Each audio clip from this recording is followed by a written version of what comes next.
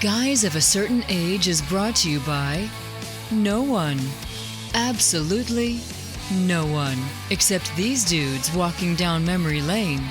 Now let's head to the studio to see what they misremember next. It's the podcast that's more fun than a college football coaching search. It's Guys of a Certain Age. Robbie Koblentz in studio alongside Jay Reed. Jay, are you interviewing for any college positions? I think Art's gone interviewing for a special teams coordinator spot. I heard that Becky was spotted in Baton Rouge touring the city and then the next day in Gainesville. So it could be that Art is playing his options. You know what that means? He's got access to a private jet, and I thought only you had that. Well, I lost it. Maybe he's on the same private jet I was on last week because I was on the one that Becky's work. That's true. Has access to because I was doing a project for them. This is all beginning to make sense. It's all coming together. Actually, he says he's retired, but it's just a new job. Jay, Art and I've got some news for you. We're taking our talents to now. First, we would have to have talents to take them somewhere. I wasn't going to say that. I'm glad you just did that to yourself. Yeah. You know, my favorite college football coaching story involves Tommy Tuberville, and there's two of them. There's one, his famous when he was at the school up north. You know, I'm going to leave here in a pine box, and he absconds to Auburn, and then no pine anywhere near him. No. But then he was head coach at Texas Tech, and in the middle of a dinner, they were out to eat. Boosters, recruits. I guess it couldn't have been that both of them at that point. I think it was high money dollar people. He gets a phone call. He leaves. And he never comes back because he had got notification he got the job at Cincinnati. So he leaves in the middle of a meal and never says anything. So such as, why couldn't we now he represents Alabama, the fine senator from Alabama. Why couldn't we be college coaches? I don't know. Do you get paid millions of dollars not to coach or to coach? It is... It's mind-boggling. It boggles the mind, confuses the senses, not unlike this podcast. So let's jump into some Geeks of the Week. Who would like to go first? Wait, Jay. I guess me today. Why don't you go first, Jay? I feel like I'm a symbolic second, though. We should just have like a moment of silence as if Art were presenting a geek and then go on. No, he's eating turkey right now. Well, that's right. He's at a potluck. That's one of my favorite. He turned us down for dressing and cranberry sauce, and yeah. I think he kind of invited us. We just didn't take him up on it. Yeah, no, we did not. So, all right. So yes, bad news for toy collectors.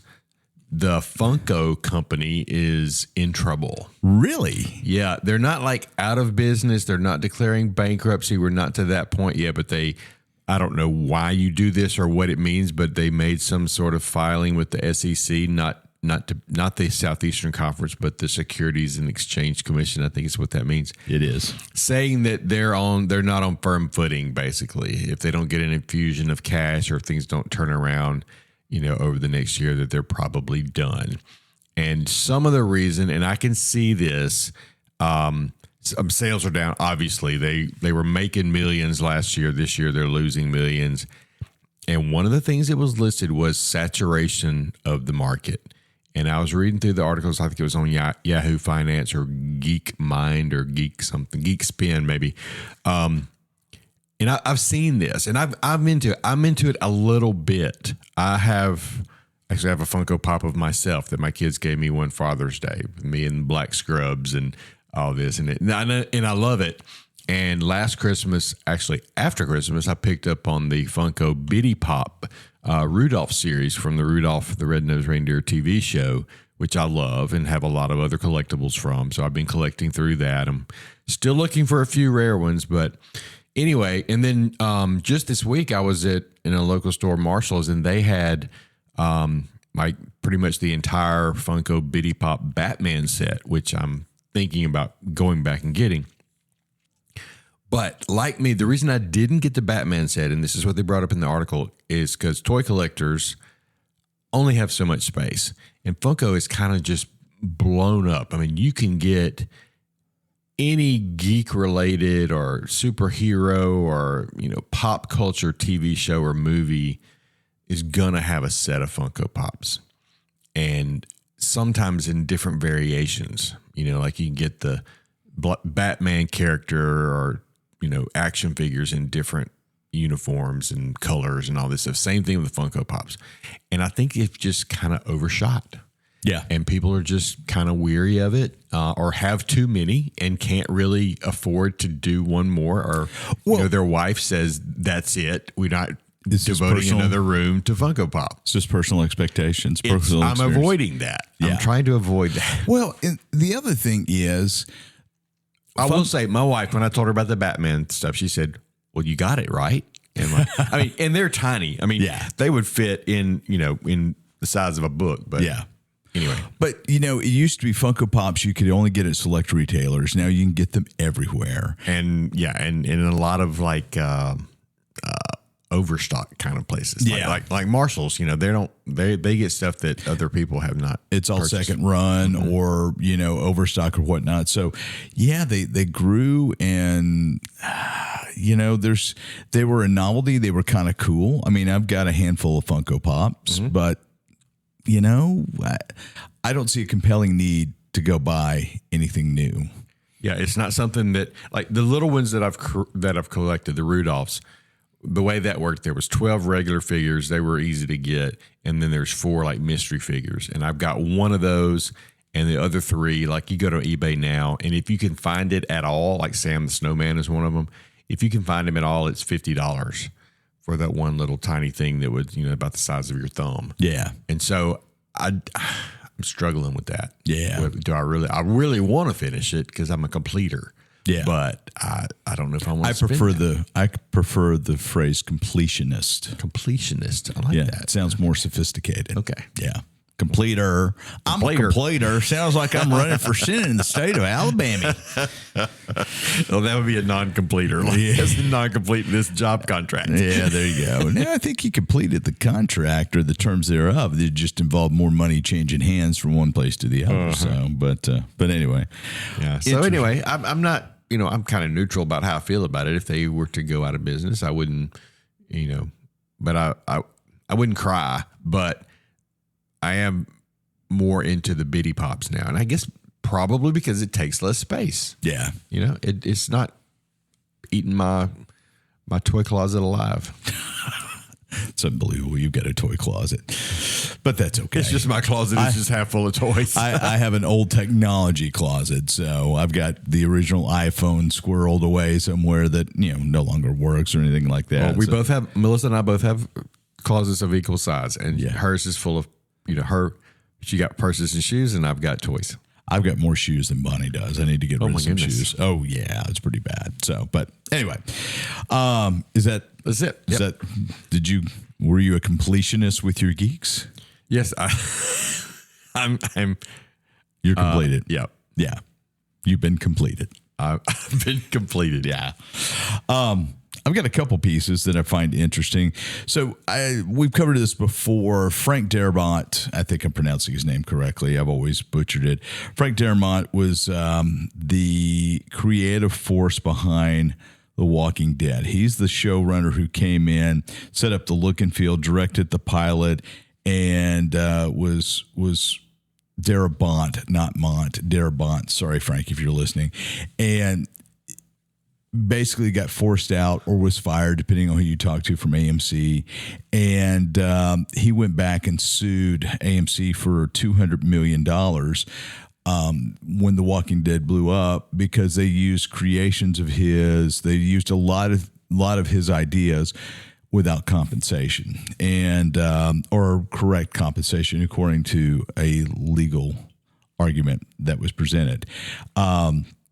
That was back in 2013. He ended up with a $200 million settlement.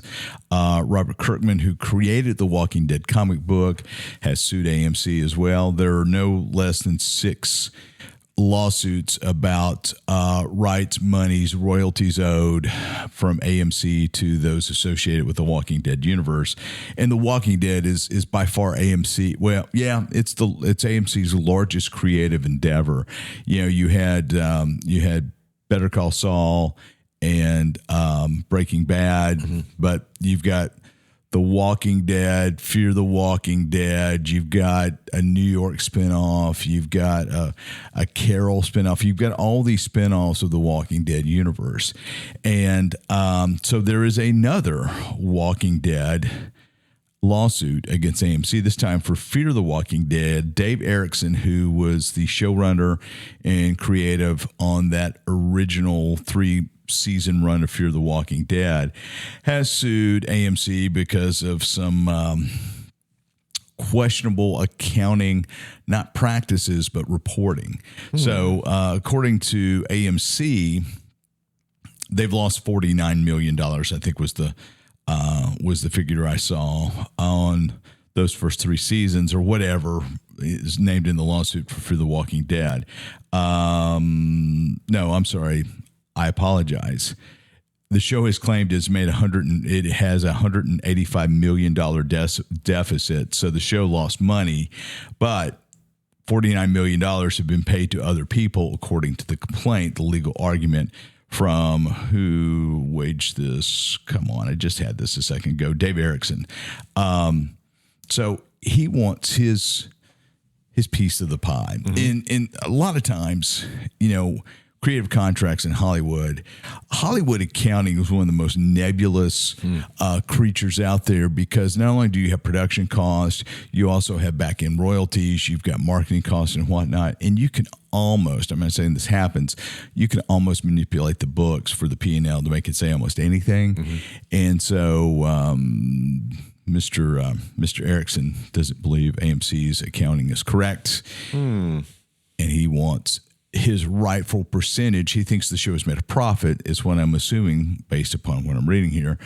He's assuming the show has made a profit that they have been able to write off in different ways, and he wants his money. That. He was the showrunner? Yeah, showrunner for Fear the Walking Dead, the spinoff that took place on the West Coast. So, interesting. But I mean, this is, I believe, the 7th lawsuit over royalty splits in creative monies owed. And at some point, you just got to think, okay, what is a copycat? And then what is actual? So I just found that. So you and Art, I didn't ever watch Walking Dead. I watched, Art and I, we bailed out on The Walking Dead about the same time when Glenn was killed. I think that was season 7. It was just incredibly brutal. It's like, nah, I'm out. And then I watched the first season of Fear the Walking Dead, but I really had kind of Walking Dead fatigue at that point. I was Walking Deaded out. So, and I haven't kept up with anything else since. I watched. Well, you know me. I'm not a zombie person. Yeah, so yeah. Never was of interest to me. The thing with The Walking Dead was the societal de-evolution and just how it was Apocalyptic. Thank you, that word. And it was that to me was fascinating. So, but yeah. Okay. Something else I came across I thought was pretty. You say R.I.P. the dead, R.I.P. the Walking Dead. No, because it's still going, man. And I'd be curious what their ad sales were like and what their viewership numbers were like. But anyway, so we've talked about this before as well. HBO Max. Well, HBO is up for sale. So the entire HBO Max Discovery conglomerate, there was a discussion a year or so ago that they were going to spin off the linear TV stuff and the movie studios kind of back to where they were because it was Discovery and then HBO Max, Warner Brothers HBO Max. Now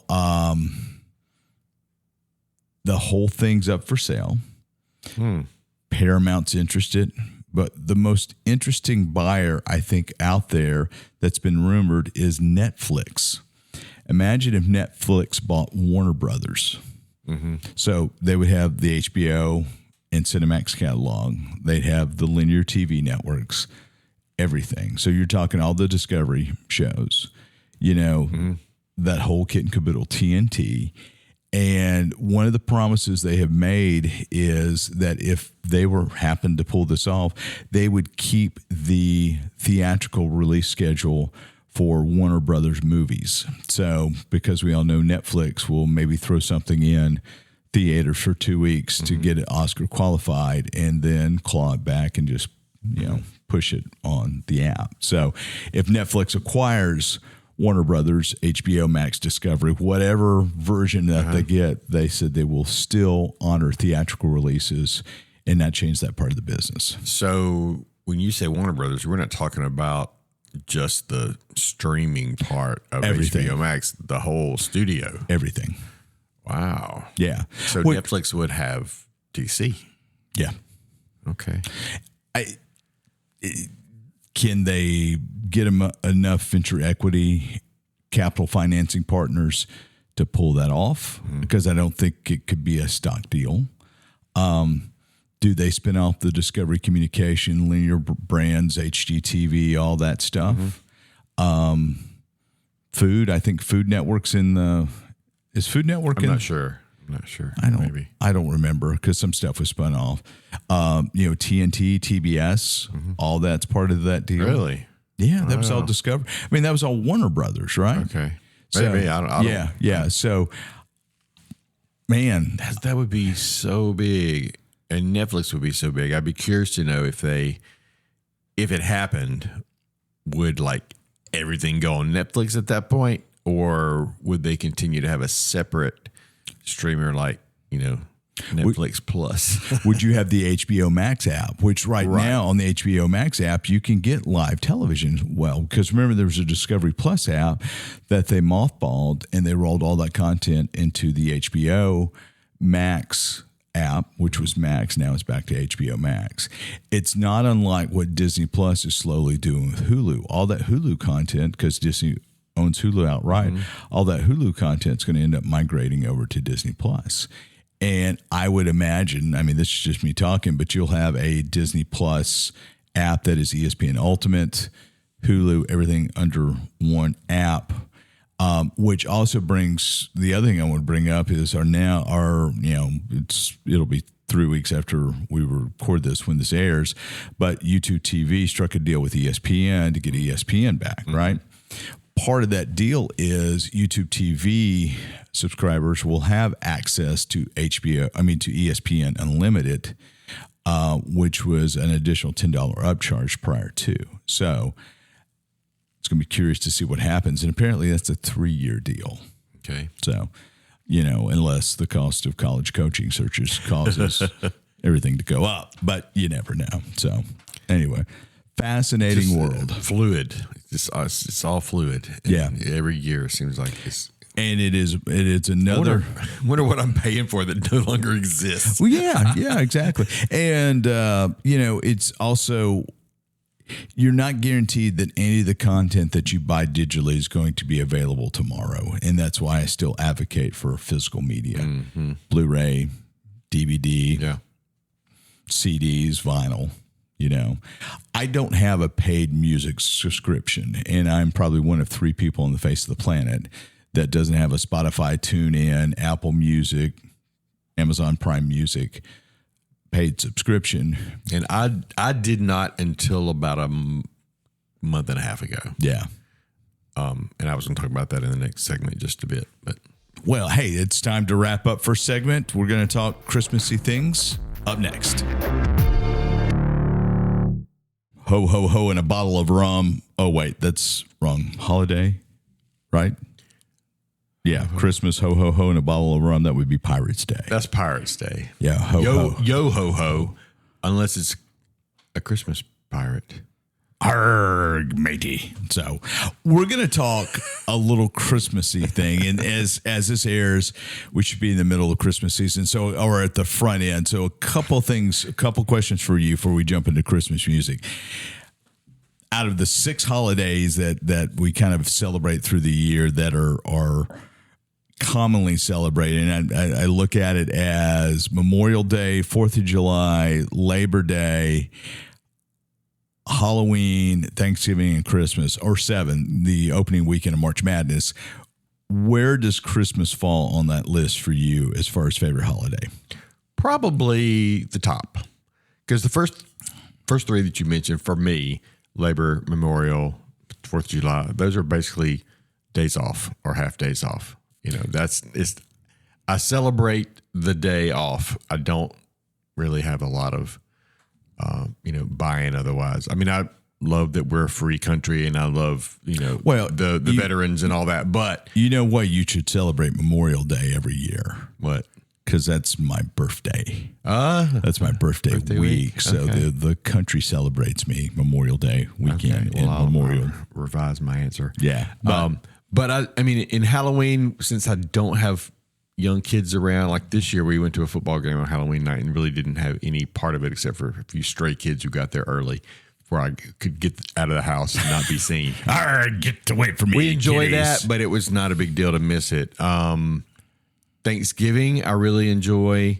But again, it's kind of, a couple of days mostly. Christmas is a season. Yes.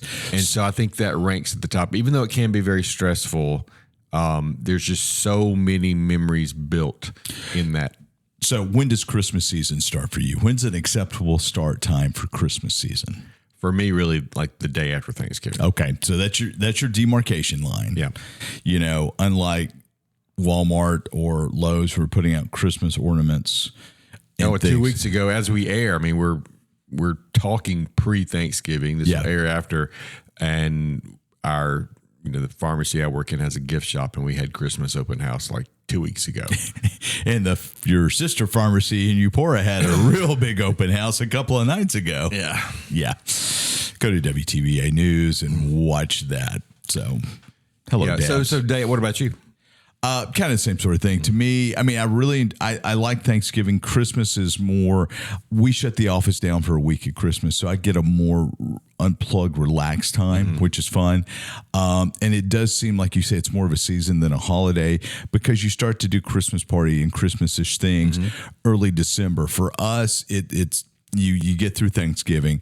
We are horrible at getting a tree up in a timely manner, and I'm hoping that we can get a tree up the day or two after Thanksgiving. Of course, the boys are involved in football game the day after Thanksgiving, and football is really kind of Mississippi State football, and the boys' involvement in that has really shaped our holiday season.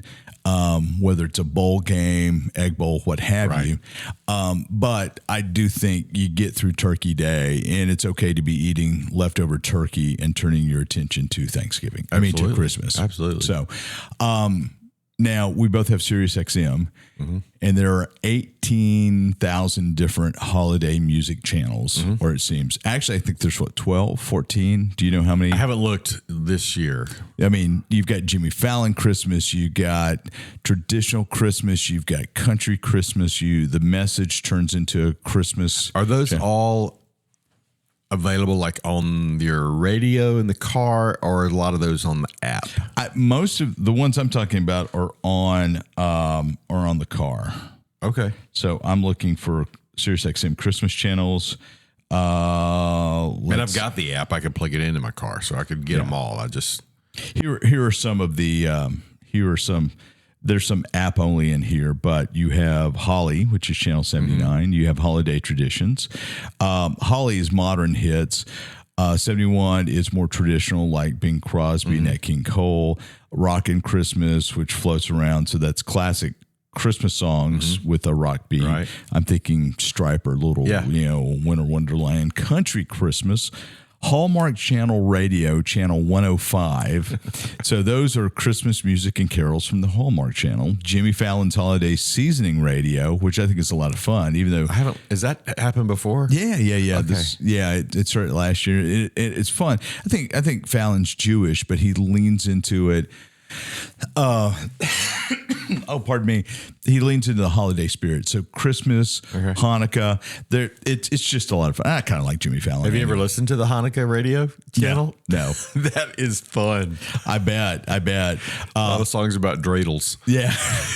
Holiday Pops, Smokey's Holiday Soul Town, which I'm assuming is Robinson. Yeah, that's an app only, but it's also on channel 612. Some tuners can go high like that.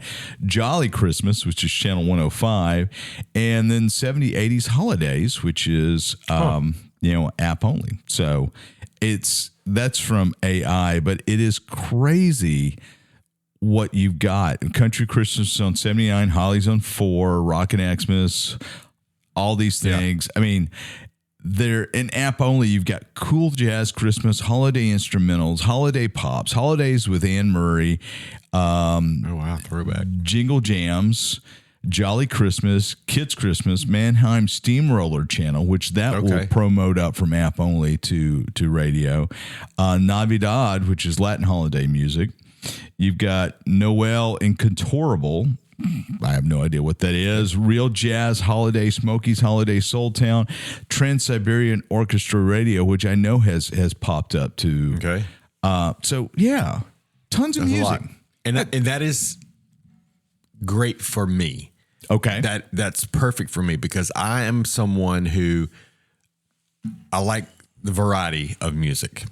I don't like to listen to the same thing all the time. I'll get in a groove and maybe listen to Ben Rector for a while and then Switchfoot for a while and then, Megan Trainor for a while even. I mean, I'll phase from phase to phase. But when it comes to Christmas, pretty much we're playing it at work.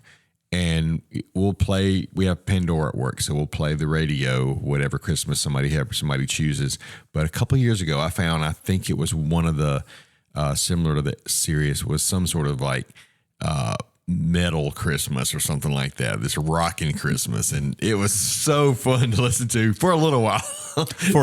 Not everybody got into it like I do, and that's what I run into at work. Is my taste doesn't run the same as everybody else's. No, I would imagine it doesn't. But I like the variety, and I'll flip around those channels, and I think.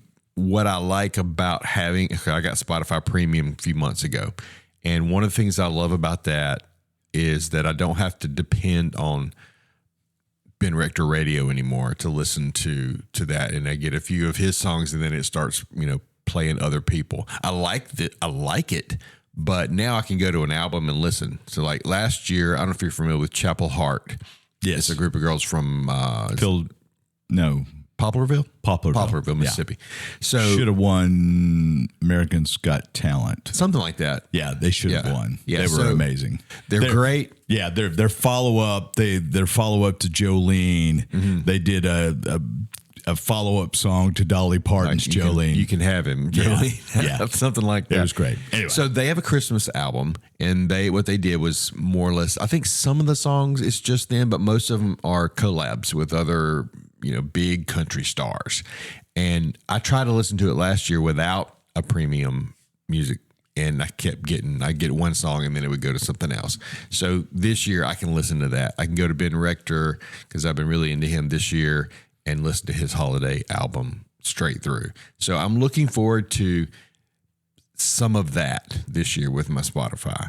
But at work, in the car, having those different radio channels all Christmas. And that helps me not get tired of it because I like the spirit of it.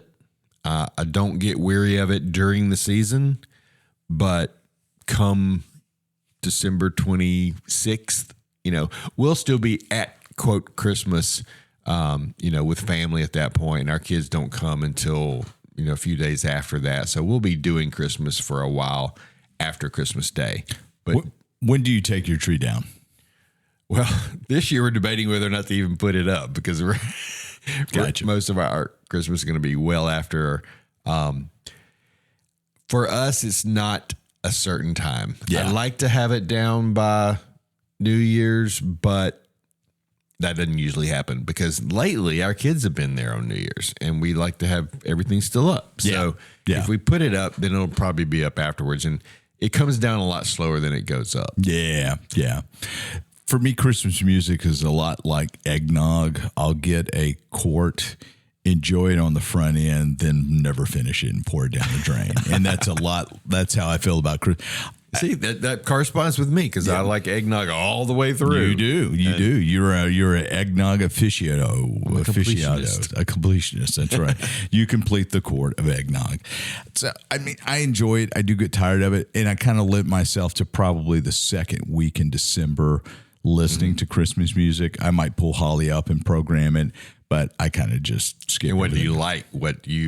I like a little bit more traditional. Modern or older? I like older stuff to an extent. I've just never gotten behind the let's make a Christmas album and make our own Christmas tunes. And it's kind of the way I feel about the Hallmark Christmas channel, on, the television Like the channel. movies. Yeah. It's like we're telling the same story over and over. And Melissa doesn't really, she'll watch some of those, but she's not into it seriously. Therefore, I am not. And even if she was, I'm not sure I would be either. Yeah. It's If she has one on, I'll wander in and I'll watch a little bit of it, especially if it's an actor or actress that I actually recognize. and that's always a challenge. Well, sometimes it's the same actor, actress over and over. So you've got like Danica McKellar is in a bunch of them, and she was Winnie Cooper in The Wonder Years. Yes. So she's Also had a guest turn for 3 episodes in The West Wing. Okay. All right. Yeah. And then you got Lacey as Elsie Snuffin. Elsie Snuffin. Yes. I was unaware. Okay. Yeah. And then I think Lacey Chabert is in a bunch, and she was in what? That, Party of Five. Party of Five. Yep. I actually saw Melissa was flipping around last night. I think it was either Hulu or Netflix, and I saw one called Xmas, like EXMAS, and it had oh shoot, my mind is gone. Batgirl. I can't believe I forgot her name. Who played Batgirl with George Clooney and Alicia Silverstone. Alicia Silverstone. I think she was in one. Yeah. So, if there's somebody that I know that's in it, I might sit and watch, but no. So no, that's a short discussion. I'm not into that at all. the whole. I can't believe I just said all those names. I'm pretty impressed you came up with those. So, does Mrs. Reed watch Hallmark Christmas movies? I don't think so. Yeah, I don't think so. I'd be happy to be proven wrong. I'm not have a strong opinion about it, but I don't think so. I just get a little tired of Hallmark in general. Yeah, so. I mean, even the Hallmark movie jokes have been played out. I think the T-shirts, the mugs, all the things that are out there. It's crazy about the movies and all the memes and reels. It's I've seen them all. Yeah, by now. Yeah, you probably have. So, yeah. But I like you talking about I do enjoy new singers' take on old songs. Yeah, and occasionally, a new song. I mean, Mariah Carey's song. I mean, that was an original song. The one that she's so famous for that I'm gonna All I Want for Christmas Is You. Oh, thank you, Jay. Yeah. That's awfully sweet of you. And that's also the name of a song. Yeah. I mean, that is a classic now. If I hear Last Christmas by Wham one more time, if I'm going to go berserker. Yeah, that one gets old pretty quick. So, I mean, do you watch? Not a happy song either. No, it's really not.